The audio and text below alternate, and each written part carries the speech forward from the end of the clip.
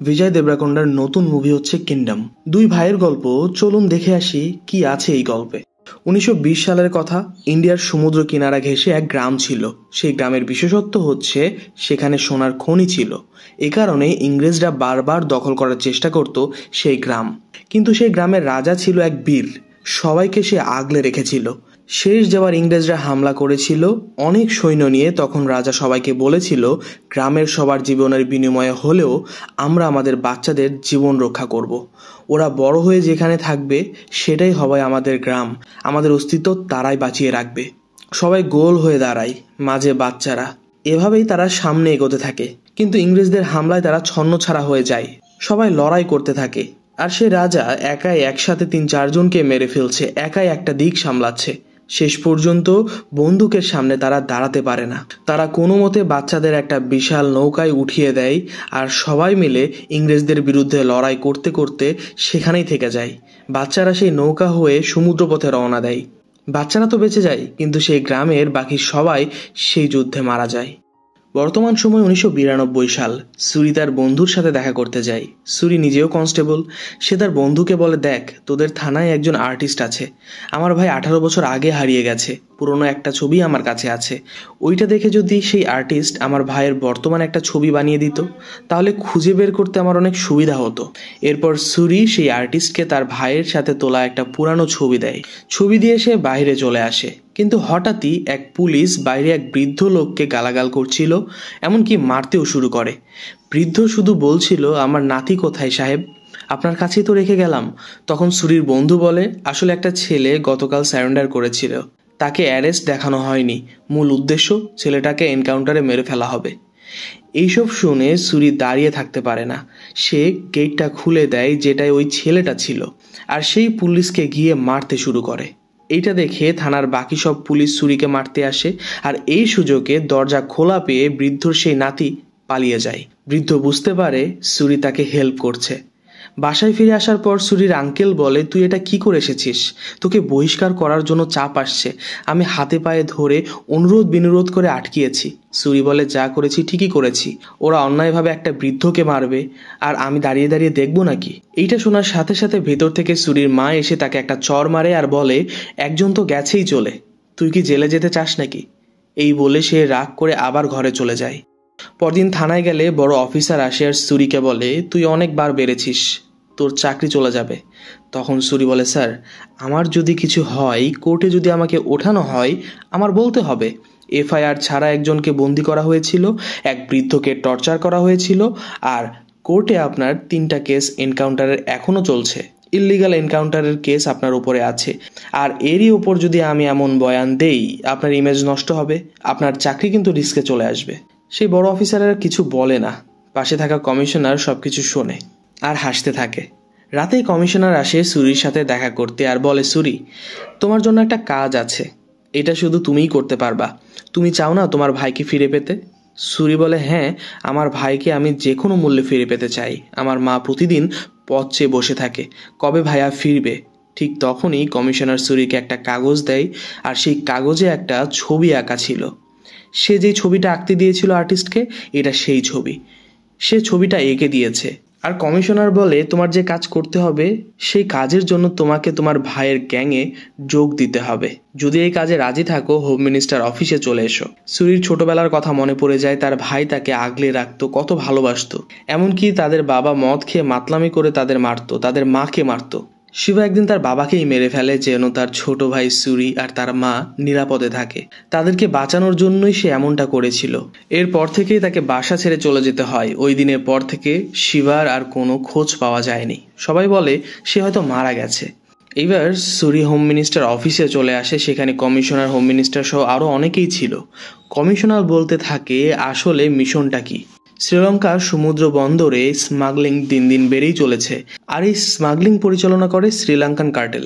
ওরিয়াপ্পা আর তার ছেলে মুরগান এই গ্যাংয়ের প্রধান সদস্য। শোনা যাচ্ছে কিছুদিনের মধ্যে হংকং থেকে অনেক পরিমাণে অস্ত্র গোলাবারুদ আসবে সেখানে। যদি এমনটা হয়, প্রতিবেশী দেশ হিসেবে ইন্ডিয়ার ওপর একটা চাপ তৈরি হবে। তাই আমাদের এই অবৈধ অস্ত্র গোলাবারুদ জব্দ করতে হবে। আর সবচেয়ে বড় বিষয় হলো, এই লঙ্কান কার্টেল কিছু লোকদের ব্যবহার করে। সেই গ্যাংটার প্রধান হচ্ছে শিবা, অর্থাৎ সুরির ভাই। মূলত 1920 সালে কিছু বাচ্চা ইন্ডিয়া থেকে পালিয়ে শ্রীলঙ্কা আসে। তারা শ্রীলঙ্কা থেকে একটু দূরে একটা দ্বীপে থাকতে শুরু করে, আর সেখানেই একটা গ্রাম গড়ে ওঠে। কিন্তু দুঃখের বিষয় হচ্ছে সেই দ্বীপের লোকেদের, সেই গ্রামের লোকেদের শ্রীলঙ্কা বা ইন্ডিয়া কেউ নাগরিকত্ব দিতে চায় না, কেউ তারা নিজেদের নাগরিক বলে স্বীকার করে না। 18 বছর আগে যখন শিবা পালিয়েছিল তখন সে শ্রীলঙ্কা যাওয়ার চেষ্টা করছিল, আর ভাগ্যক্রমে সে ওই দ্বীপেই চলে যায়। এরপর থেকে ওই দ্বীপেই, ওই গ্রামেই শিবার বড় হয়ে ওঠা। হংকং ডিলটা শিবা আর তার টিমই হ্যান্ডেল করবে। কিছুদিন আগেই শিবা আর তার টিমকে আটক করা হয়েছে, তারা এখন জেলে আছে। এখন সুরি সেই জেলে যাবে যেখানে শিবা আছে। সেখানে গিয়ে সুরি শিবার টিমে ঢোকার চেষ্টা করবে, সব ইনফরমেশন ইন্ডিয়ার পুলিশকে দেবে। কমিশনার বলে ওখানে গিয়ে যদি কোনো বিপদে পড়ো, জাস্ট একটা ফোন নাম্বারে একটা ফোন দিয়ে কোড ওয়ার্ড বলবা, তাহলেই শ্রীলঙ্কান পুলিশ তোমাকে হেল্প করবে। কমিশনার বলে তুমি যে হেল্প আমাদের করছো এর বিনিময়ে তোমার ভাইকে আমি দেশে আসার অনুমতি দিতে পারি, তুমি তোমার ভাইকে তোমার বাসায় নিয়ে যেতে পারবা। সব প্ল্যানিং কমপ্লিট। এখন সুরি সেই জেলে যায় যেখানে কিছুদিন আগে শিবা আর তার পুরো টিমকে আনা হয়েছিল। একদিন সুরি শিবার দলের কয়েকজনের সাথে ঝামেলা শুরু করে, আর ঝামেলাটা আস্তে আস্তে বড় হয়ে যায়। সুরি সবাইকে বেধড় মারতে থাকে। তখন একটা ছেলে গিয়ে শিবাকে ডেকে আনে। সুরি আর শিবা 18 বছর পর একে অন্যকে দেখে। শিবা মারতে শুরু করে সুরিকে, কিন্তু সুরি হাত উঠায় না। শিবা পেছন থেকে সুরির গলা চেপে ধরে। সুরির মনে পড়ে যায় ছোটবেলার কথা। একটু পরেই শিবা একটা চাকু ঢুকিয়ে দেয় সুরির পেটের একটা কোণায়। সুরি এবার একটা কথা বলে যেটা তার ভাই 18 বছর আগে তাকে বলেছিল। এবার শিবা বুঝতে পারে এতক্ষণ সে তার ভাইকেই মারছিল। জেলের পুলিশেরা এসে দুজনকে আলাদা করে দেয়। রাতে সুরি যায় শিবার সাথে দেখা করতে। শিবা বলে তুই এখানে কি করছিস? মা কেমন আছে? সবাই ভালো আছে তো? তুই বাসায় চলে যা, এইসব বলছে শিবা। কিন্তু সুরি একটাই কথা বলে, ভাইয়া তুমি আসলে না কেন? তোমাকে ছাড়া আমি, মা কত অসহায় তুমি জানো। আমার সবচেয়ে বড় সাপোর্ট ছিলা তুমি। শিবা বলে সুরি তুই মায়ের কাছে ফিরে যা, আমি সব ব্যবস্থা করে দিব। সুরি বলে মা মারা গেছে, 2 বছর হলো, এখন আমার কেউ নেই। এই বলে সুরি সেখান থেকে চলে যায়। 2 দিন পর শিবা জেল থেকে বের হয়ে যায়, আর যাওয়ার সময় সুরিকে বলে যায় তুই এখন থেকে আমার সাথেই থাকবি, তুই বের হয়ে সোজা দেবী দ্বীপে চলে আসবি। প্ল্যান মতোই সব চলছে। সুরি এবার চলে আসে সেই দ্বীপে যেখানে তার ভাই থাকে। যখনই সে আসে তখনই দেখে একটা প্রেগন্যান্ট মহিলা নৌকায় পড়ে আছে। এক মহিলা ডক্টর বলে ওকে নিয়ে হসপিটালে যেতে হবে, শহরে যেতে হবে, কিন্তু মুরগান এসে বলে কেউ কোথাও যাবে না। মহিলাদের দ্বীপ থেকে বাইরে যাওয়ার কোনো অনুমতি নেই, অধিকারও নেই। এরপর ওই নৌকাতেই বাচ্চা ডেলিভারি করা হয়। ছেলে বাচ্চা হয়েছে। সেই ডক্টর বলে ছেলে হয়েছে, ওকে তো হসপিটালে নিতে দাও, আইসিইউতে ওকে রাখতে হবে। তখন মুরগান শুধু ওই ছেলে বাচ্চাকে যাওয়ার অনুমতি দেয়, তার মাকে না। ডক্টর অনু সেই বাচ্চাকে নিয়ে হসপিটালে চলে যায়। সুরি গ্রামে আসে, সবাই তারই দিকে তাকিয়ে আছে।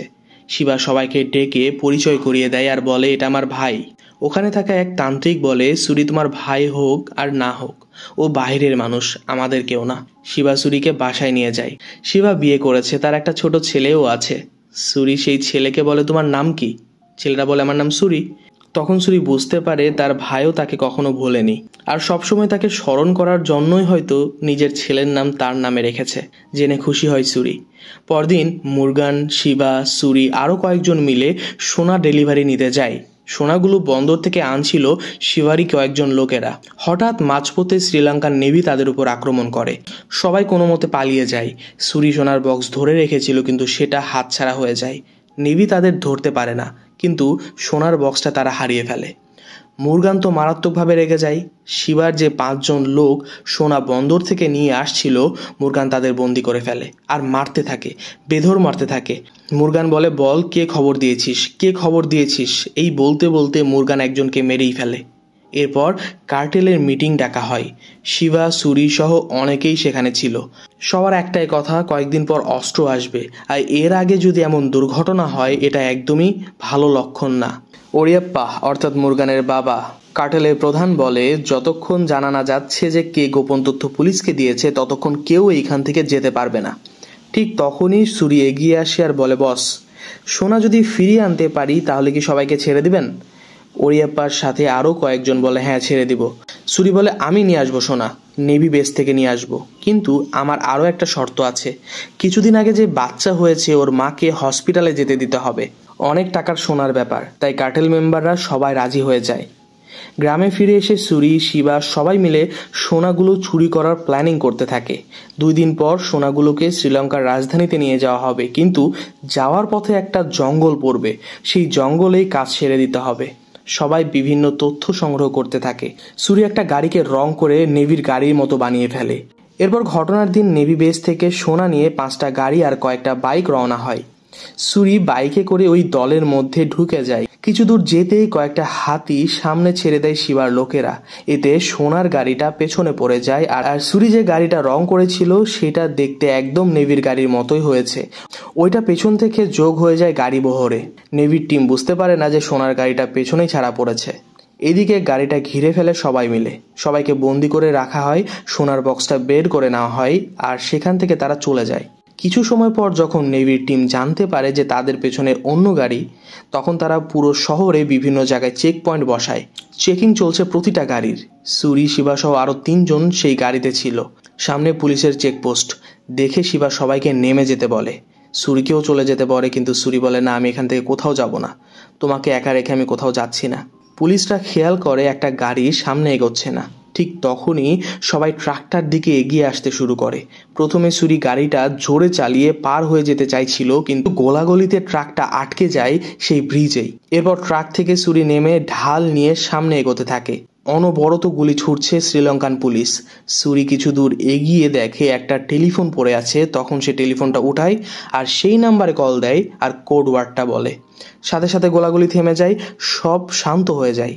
সুরিকে সবাই স্যালুট জানায়, আর শিবা আর সুরিকে বলে, স্যার আপনারা যেতে পারেন। এইসব দেখে শিবা অবাক হয়ে যায়। সুরি বলে, ভাইয়া চল আমরা বাসায় ফিরে যাই। সুরি ইন্ডিয়ান পুলিশের এজেন্ট, এটা বুঝতে আর বাকি নাই শিবার। এরপর সোনা নিয়ে তারা চলে আসে, কার্টেলের হাতে তুলে দেয়। গ্রামের সবাই ছাড়া পায়, আর সেই মা এবার হসপিটালে যায় তার ছেলেকে দেখতে। গ্রামের সবাই অনেক খুশি। 70 বছর পর কোনো মেয়ে এই দ্বীপের বাহিরে পা রাখছে, আর একটা মা তার সন্তানকে দেখার সুযোগ পেয়েছে। এই সব কিছু হয়েছে শুধুমাত্র সুরির কারণে। সবাই সুরিকে কোলে উঠিয়ে নেয়। মুরগানের মান সম্মান সব মাটিতে মিলিয়ে যায়। গ্রামে ফিরে সবাই গান বাজনা করতে থাকে, আনন্দ উৎসব করতে থাকে। ঠিক তখনই একজন এসে জানায় ওরিয়াপ্পা মারা গেছে। এখন কার্টেলের প্রধান হবে তার ছেলে মুরগান। আসলে মুরগান তার বাবার কথা মতো উঠতো বসতো, তার নিজস্ব কোনো সম্মান ছিল না, কেউ তাকে পাত্তাও দিত না। এই জন্য সে তার বাপকেই মেরে ফেলেছে। এখন সে পুরো কার্টেলের দায়িত্ব সামলাবে। গ্রামের সবাই বুঝতে পারে এবার তাদের ওপর অত্যাচার, জুলুম হবে, কারণ মুরগান দেবী গ্রামের কাউকেই পছন্দ করতে পারে না। শিবাসহ গ্রামের অনেকেই আসে ওরিয়াপ্পাকে দেখতে। তখন মুরগান বলে, আমার বাবা দেবী গ্রামের সবাইকে অনেক ভালোবাসতো, তাই আপনারা আজ সন্ধ্যায় আমার বাড়িতে আসবেন। সবাই মিলে, ছোট বড় সবাই আজ আমার বাড়িতে খাওয়া দাওয়া করবে। সবাই চলে যায় সকালে সেখান থেকে। সুরি আবারও শিবাকে বলে, ভাই বাড়ি ফিরে চল, মা তোর জন্য অপেক্ষা করছে। শিবা বুঝতে পারে সুরি মিথ্যা বলেছিল যে তার মা মারা গেছে। শিবা বলে, তুই কি চাস বল। সুরি বলে, ভাইয়া আমাকে সেই কন্টেনার নাম্বারটা দাও যেটাই অস্ত্র আসছে হংকং থেকে। শিবা কন্টেনার নাম্বার বলে, আর এটাও বলে, আমি সেই কন্টেনার আনলক করব, দেখি তুই কি করতে পারিস। সুরি অনেক রিকোয়েস্ট করে, তাও শিবা বাড়ি যাওয়ার জন্য রাজি হয় না। শিবা একটা কথাই বলে, তুই যদি আমার জায়গায় থাকতি তাহলে বুঝতি কেন আমি এই গ্রামের সবাইকে এতটা ভালোবাসি। তারা গত 18 বছর থেকে আমাকে সাপোর্ট করছে, আমার পাশে আছে, আমাকে মানুষ করেছে, বড় করেছে, আমি তাদের সাথেই থাকবো। এই বলে শিবা চলে যায় সেখান থেকে। এইদিকে গ্রামের অনেকেই আসে রাতে মুরগানের বাসায়। সেখানে কার্টেল মেম্বাররাও ছিল। শিবা, তার ছেলে আর তার ওয়াইফ সবাই মিলে সেখানে যায়। সবাই খাওয়া দাওয়া করতে বসে। তখন মুরগান কার্টেল মেম্বারদের ভেতরে নিয়ে যায় আর বলে, আপনারা কি একবারও ভেবে দেখেছেন পুলিশের চেকপোস্ট থেকে কিভাবে শিবার সুরি বেরিয়ে এসেছিল? ওদের কিছু হলো না কেন? পুলিশ আটকালো না কেন?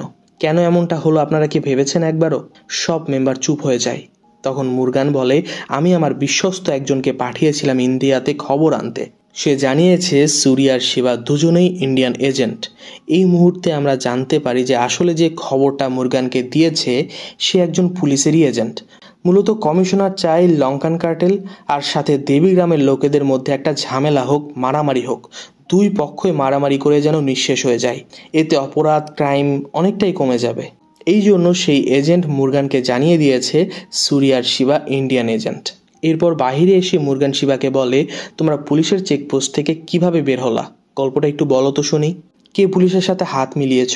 শিবা সুরির দোষ নিজের উপর নিয়ে বলে, আমি ইন্ডিয়ান পুলিশের সাথে ডিল করেছিলাম।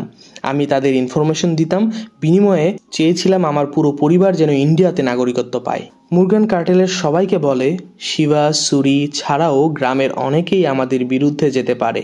হতে পারে শিবা আর সুরির সাথে আরও অনেকে যুক্ত আছে। তাই আমাদের উচিত সবাইকে মেরে ফেলা, সবাইকে শেষ করে ফেলা। যেই কথা সেই কাজ।